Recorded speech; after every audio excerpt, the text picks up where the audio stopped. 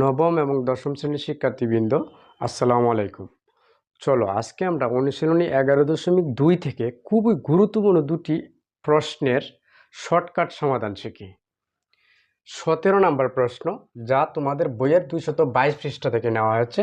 17 নম্বর প্রশ্ন, যদি কোনো বর্গক্ষেত্রের বাহুর পরিমাণ 20% বৃদ্ধি পায় তবে তার ক্ষেত্রফল শতকরা কত বৃদ্ধি পাবে। এই যে বৃদ্ধি শব্দটা আছে না, যখনই আমরা দেখবো এই বৃদ্ধি শব্দটা আছে 17 নম্বর অঙ্কে বৃদ্ধি, তখন আমরা এই সূত্রটা অ্যাপ্লাই করব। a plus B plus a into B by 100।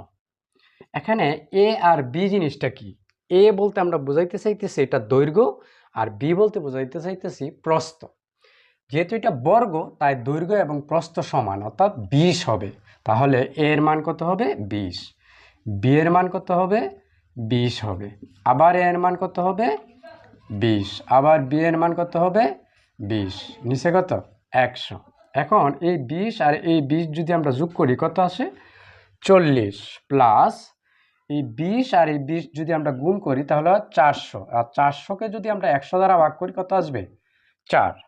তার মানে 40 আর 4 কত হলো? 44। 44% কি হবে?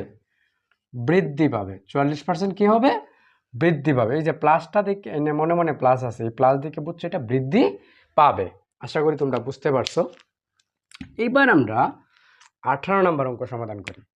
দেখো 18 নম্বর বলছে, একটি আয়তক্ষেত্রের দৈর্ঘ্য 10% বৃদ্ধি এবং প্রস্থ 10% হ্রাস পেলে আয়তক্ষেত্রের ক্ষেত্রফল শতকরা কত বৃদ্ধি বা হ্রাস পাবে। এখানে বলছে বৃদ্ধি বা হ্রাস, বৃদ্ধি হইতে পারে, হ্রাস হইতে পারে।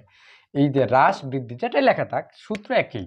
সূত্র হবে a plus B plus A into B by 100। এখন আবার এ বলতে বলছিলাম দৈর্ঘ্য, এখানে দৈর্ঘ্যটা কত? 10 প্লাস বি, বি বলতে কি বলছিলাম? বি বলতে বলছিলাম প্রস্থ।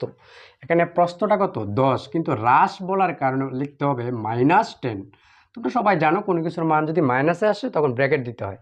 বি এর মান হ্রাস বলায় -10, আবার প্লাস এর জায়গায় 10 ইন্টু বি, বি এর মান কিন্তু -10।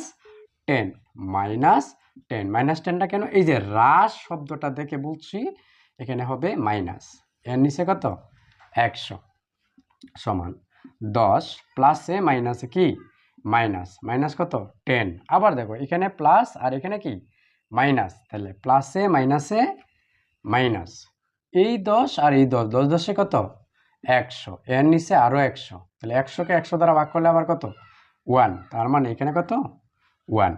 এখন দেখো 10 থেকে 10 মাইনাস করলে থাকবে 0 আর -1, তার মানে এখানে -1। এই মাইনাস আসা মানে কি? হ্রাস। মাইনাস আসা মানে কি? হ্রাস।